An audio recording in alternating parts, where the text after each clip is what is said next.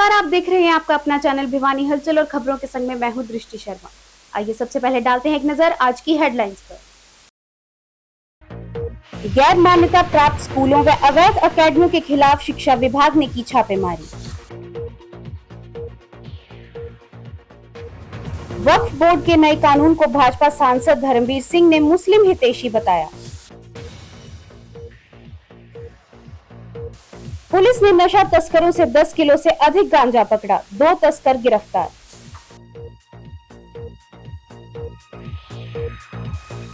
राम जन्मोत्सव पर समाज सेवियों को किया गया सम्मानित।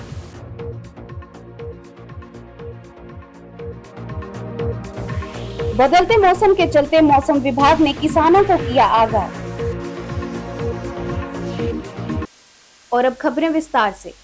अवैध रूप से चलाई जा रही शिक्षा अकेडमी व गैर मान्यता प्राप्त स्कूलों के खिलाफ शिक्षा विभाग ने लगभग आधा दर्जन स्थानों पर कार्रवाई की तथा इस दौरान एक अकेडमी ने महावीर जयंती की छुट्टी पर पढ़ाई करवाते हुए पाए जाने पर बच्चों की छुट्टी करवाई तथा अकेडमी के खिलाफ शिक्षा विभाग के उच्च अधिकारियों को कार्रवाई के लिए लिखा गया।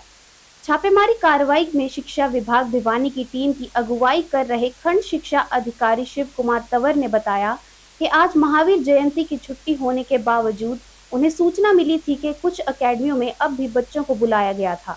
ऐसे में उन्होंने आधा दर्जन स्थानों पर छापेमारी की। शिक्षा विभाग की टीम की अगुवाई करने वाले खंड शिक्षा अधिकारी शिव कुमार तंवर ने कहा कि अभिभावकों को चाहिए कि वे अपने बच्चों को गैर मान्यता प्राप्त स्कूलों व स्कूल समय में अकेडमी में ना भेजें। बच्चों के सर्वांगीण विकास के लिए उन्हें खुले वातावरण के लिए मान्यता प्राप्त स्कूलों व सरकारी स्कूलों में दाखिला करवाएं, जहां शिक्षा के नियमों की पालना होती है। उन्होंने कहा कि शिक्षा के बेहतर स्तर के लिए मॉडल संस्कृति स्कूलों में इंग्लिश मीडियम में पढ़ाई होती है, जहां आर्थिक रूप से कमजोर परिवार के बच्चों को निःशुल्क पढ़ाई होती है तथा 12वीं कक्षा तक अधिकतम 500 रुपए ही फीस ली जाती है। उन्होंने कहा कि अवैध अकेडमी तथा गैर मान्यता प्राप्त स्कूलों की मॉनिटरिंग के लिए एक कमेटी बनाई गई है, जो ऐसी अकेडमी व स्कूलों पर नजर रखेगी ताकि बच्चे सही स्थान पर शिक्षा ग्रहण कर सकें। उन्होंने कहा कि राइट टू एजुकेशन के तहत सरकारी स्कूलों में उच्च अधिकारियों के आदेशों पर बगैर परिवार पहचान पत्र, आधार कार्ड, बर्थ सर्टिफिकेट के अलावा बाल वाटिकाओं में बच्चों को दाखिला दिया जाता है। इस नियम को न मानने वाले स्कूलों पर भी कार्रवाई की जाएगी। देखिए, जैसा कि सभी को पता है कि आज जो है महावीर जयंती पूरे देश में जो है मनाई जा रही है और ये गजटेड हॉलीडे है, लेकिन स्कूलों को भी और सभी प्राइवेट या निजी जो भी स्कूल हैं, सरकारी हैं, सभी को ये आदेश हैं कि गजटेड हॉलीडे को जो है कोई भी स्कूल नहीं खोला जाएगा। लेकिन उसके बावजूद भी जो है कुछ स्कूलों ने, कुछ एकेडमीज ने जो है ये खोलने की कोशिश की है। उनके जो है छापामारी उनके ऊपर की गई है और उनको नोटिस भी किया गया है। देखिए, ये बहुत ही दयनीय स्थिति है कि अभिभावक जो हैं पता नहीं उनको दिखाई नहीं देता या उनको समझ नहीं आता। छोटे छोटे कमरों में यदि बच्चों को भेज रहे हैं तो वो अभिभावकों की भी ये जो है जिम्मेवारी बनती है कि अपने बच्चों का जो है भविष्य उज्जवल बनाने के लिए उनको बिल्कुल गवर्नमेंट स्कूल्स में या प्राइवेट स्कूल्स में जो मान्यता प्राप्त हैं, जिनमें सारे नॉर्म्स को पूरा करते हैं, खुला वातावरण है, वहाँ एडमिशन उन बच्चों को दिलाया जाना चाहिए। अब छोटी छोटी दुकानों में जो है स्कूल चलेंगे तो और वो जबरदस्ती जो है पेरेंट्स को अपने फीस के जो है लोभ में उन बच्चों को वहाँ पर धकेल दिया जाता है, तो ये बिल्कुल गलत है। हमारी अभिभावकों को ये सलाह है कि अपने बच्चों को जो है एडमिशन सरकारी स्कूल में या मान्यता प्राप्त प्राइवेट स्कूल्स में ही करवाएं। किसी भी एकेडमी में या किसी छोटे स्कूल में जो है उन बच्चों को जबरदस्ती उनको ना ठूसें, ताकि उनका भविष्य जो है उसको थोड़ा सेव किया जा सके। और सरकार जो है हर प्रकार की सुविधा दे रही है। हमारे मॉडल संस्कृति स्कूल जो हैं वो खुले हुए हैं और उनमें जो गरीब बच्चे हैं उनको रिजर्वेशन भी दिया गया है, उनकी फीस माफ की गई है। 1,80,000 रुपए से जिनकी कम आमदनी है वो अपने बच्चों को जो है गवर्नमेंट मॉडल संस्कृति स्कूल में वो भी भेज सकते हैं। और ज़्यादा से ज़्यादा जो 12वीं तक की फीस है वो 500 रुपये है, तो इतनी कोई ज़्यादा फीस नहीं है, नॉमिनल फीस है। तो ये हमारी सलाह है सभी पेरेंट्स को कि अपने बच्चों को सरकारी स्कूलों में जो है एडमिशन करवाएं। और इस प्रकार की जो छोटी अनऑथराइज्ड शॉप्स हैं, स्कूल्स हैं, इनमें जो है वो बच्चों को जबरदस्ती एडमिट ना करवाएं। भाजपा सांसद धर्मवीर सिंह ने वक्फ बोर्ड को लेकर बने कानून का विरोध करने वालों पर निशाना साधते हुए कहा कि वक्फ बोर्ड का काम मुस्लिम समुदाय का उत्थान करना था, वही नए कानून में है। पहले वक्फ बोर्ड की कमाई में घालमेल होता था, अब वो नहीं होगा। अब हर पैसे का ऑडिट होगा। जिनकी जेब में पैसा जाता था वही ठेकेदार इस नए कानून का विरोध कर रहे हैं। भाजपा सांसद ने वक्फ बोर्ड को लेकर बने नए कानून को मुसलमानों के हित का बताया है। वहीं धर्मवीर सिंह ने कहा कि भिवानी महेंद्रगढ़ लोकसभा क्षेत्र एनसीआर में है। यहां रेल व रोड की कनेक्टिविटी अच्छी है। ऐसे में उन्होंने सांसद में यहां आईआईटी बनवाने की मांग उठाई है।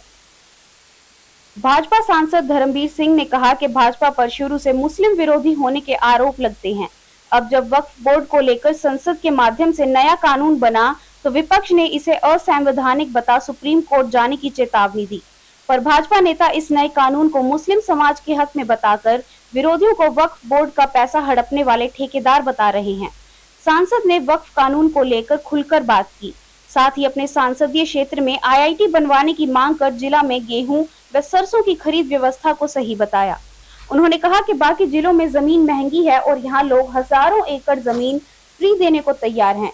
कहा कि भिवानी जिला में गेहूं व सरसों की पैदावार इस बार पहले से अच्छी है, खरीद भी सही हो रही है, किसान व व्यापारी खुश हैं। कई जगह जाम की समस्या बताई गई, जिसे पुलिस के माध्यम से दुरुस्त किया जा रहा है।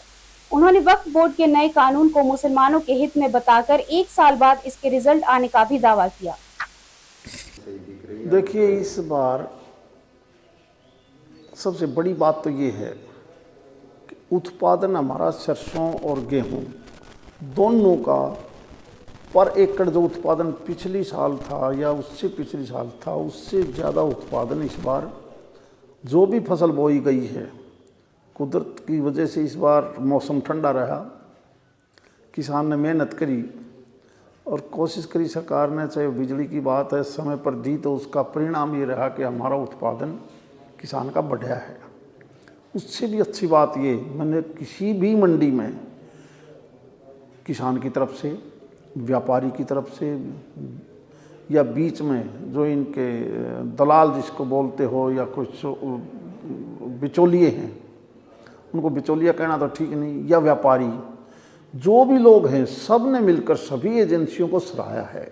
इस बार अगर कहीं अड़चन आई है तो छोटी सी एक आई है कि जाम लग जाता है, और जाम के लिए भी हमने वो प्रबंध कर दिए, लोकल पुलिस प्रशासन की मदद लेके, और समय उनका बढ़ा दिया 7 से 7 तक। पहले ये 9 बजे से 5 बजे तक रखते थे। मुझे लगता है कि 30 अप्रैल तक अपने इस लोकसभा क्षेत्र की सरसों तो तकरीबन उठ जाएगी।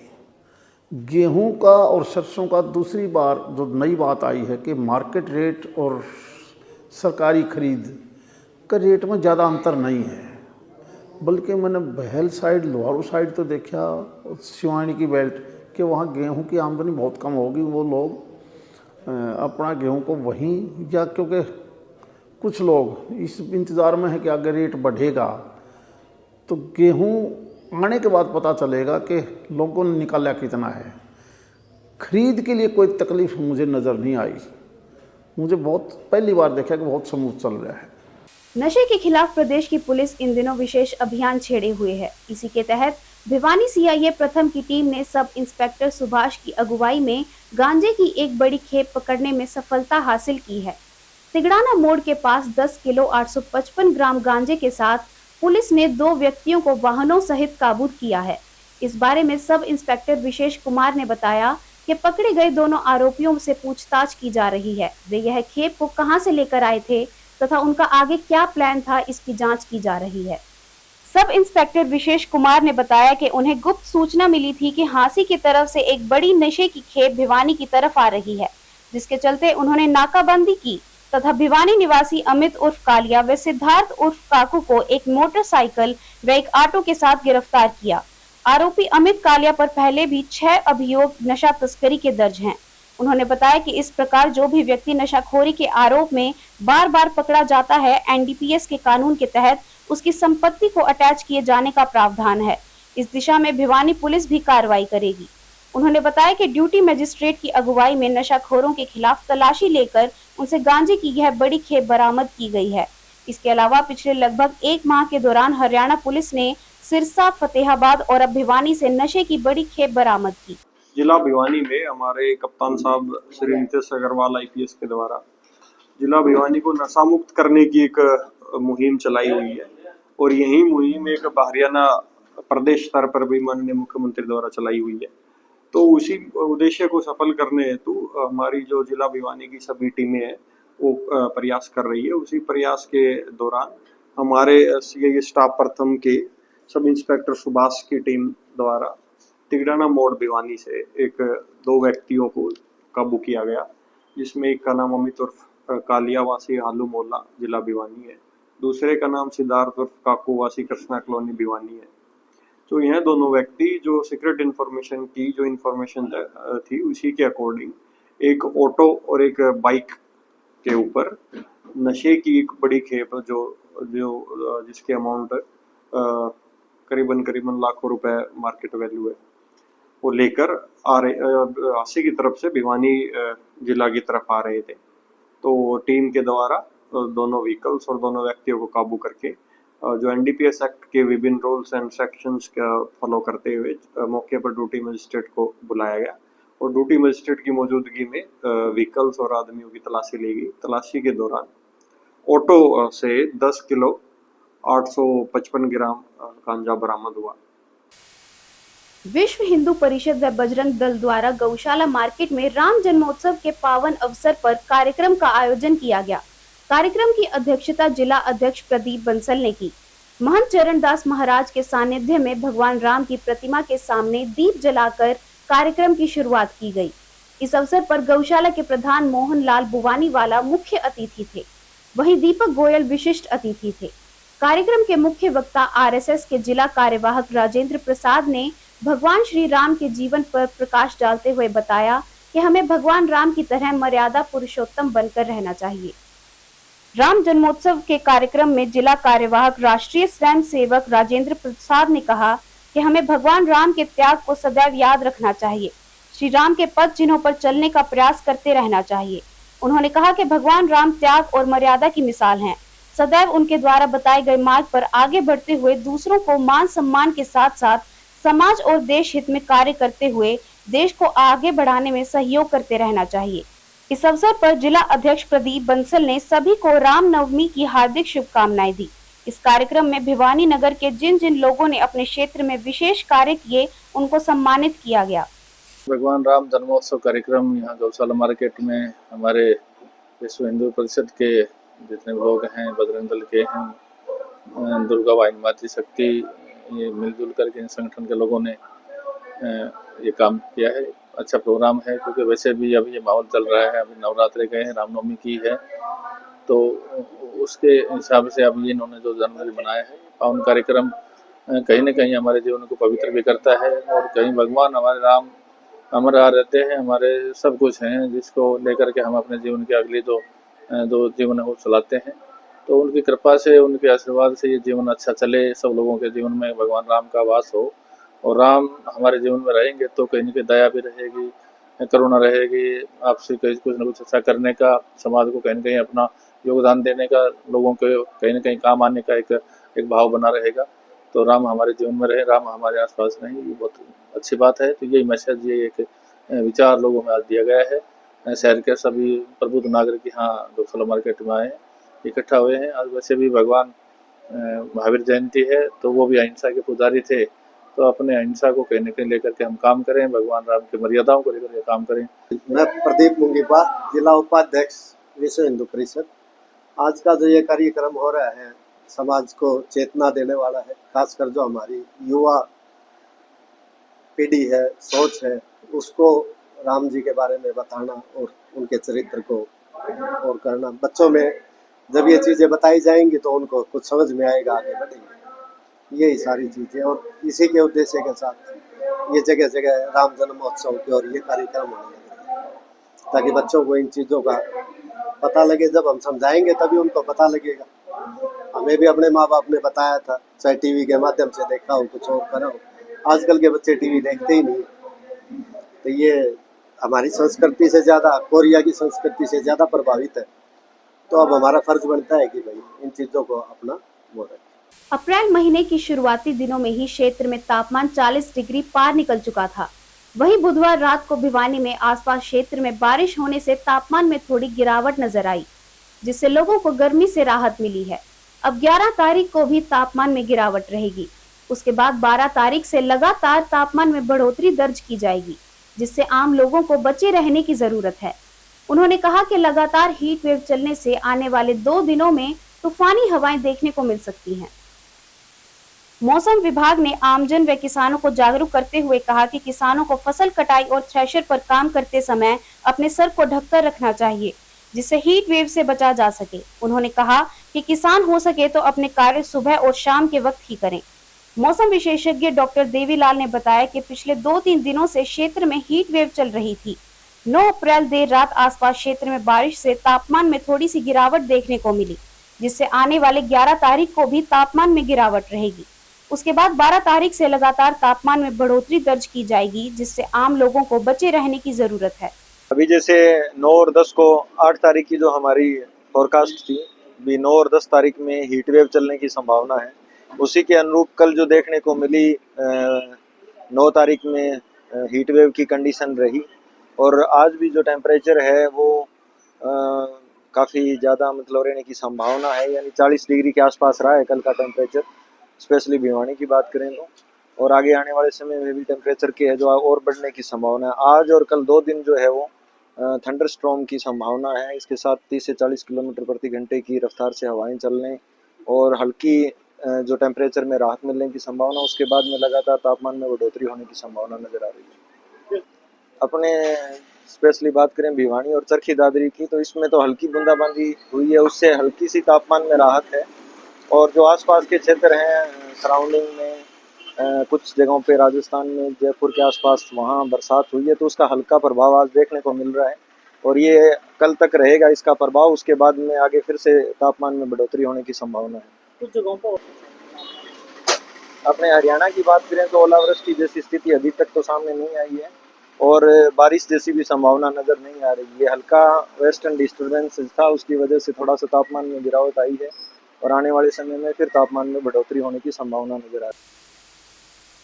और अब चलते चलते देश नहीं बल्कि पूरी दुनिया में यह अकेला और अभिनव उदाहरण है कि लगभग 33 लाख करोड़ की राशि बिना किसी गारंटी के 52 करोड़ लोगों को बैंकों द्वारा वितरित की गई। योजना को लागू हुए 10 वर्ष हो गए, लेकिन इस दौरान 52 करोड़ लोगों द्वारा कर्ज के रूप में ली गई। लगभग 33 लाख करोड़ की राशि में एनपीए लोन मात्र 2.21% है। उल्लेखनीय है कि एनपीए का मतलब होता है नॉन परफॉर्मिंग एसेट, यानी ऐसा ऋण जो बैंक या किसी वित्तीय संस्थान के लिए आय उत्पन्न करना बंद कर देते हैं, क्योंकि उधार लेने वाले बैंक जो ब्याज या मूलधन का भुगतान करने में 90 दिनों से अधिक समय तक नहीं करता।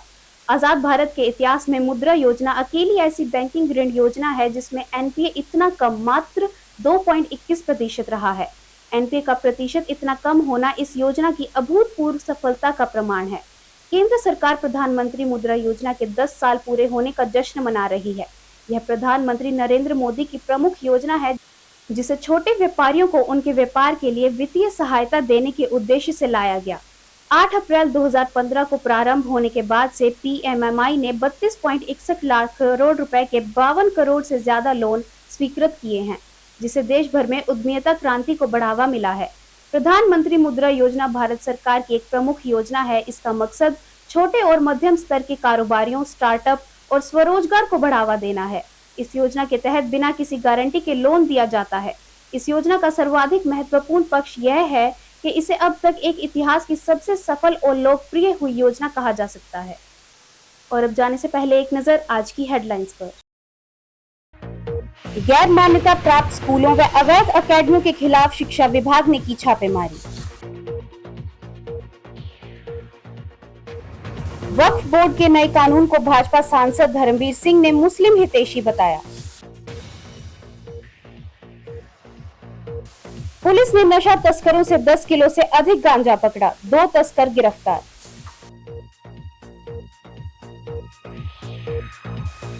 राम जन्मोत्सव पर समाज सेवियों को किया गया सम्मानित।